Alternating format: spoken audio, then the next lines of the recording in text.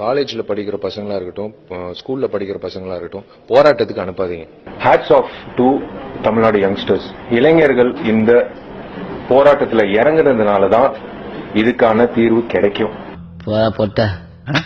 என்னது? போடா போட்ட போடா போட்ட. நடிகர் சங்கம் சார்பாக ஒன்று சேர்ந்து காவிரி நதி பெற்றுத்தருவதற்கான விஷயங்களை ஏதாவது செய்வதற்கான முன்னெடுப்பு. There will be no politics in நடிகர் சங்கம். இல்ல, முந்தைய நிர்வாகங்கள் வந்து செய்திருக்காங்க, நீங்களும் கலந்துருக்கீங்க, பல்வேறு விஷயங்கள் செய்திருக்கீங்க. அதே போன்று பொது பிரச்சனைகள் வரும்போது நாங்க வந்து போராட்டத்துல அவங்களை ஆதரிச்சு, யங்ஸ்டர்ஸ் ஆதரிச்சு நடிகர் சங்கம் வந்து நாங்க இறங்க போறோம். சார் இவன் என்ன பண்ண sir?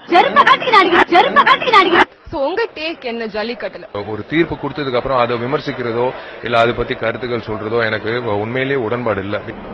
Have to abide by the law. அது உண்மை. But at the same time ஒரு சென்டிமெண்ட் வந்து ஒரு விஷயம், ஒரு கலாச்சாரம் சம்பந்தப்பட்ட ஒரு விஷயம் வந்து இஃப் இட் இஸ்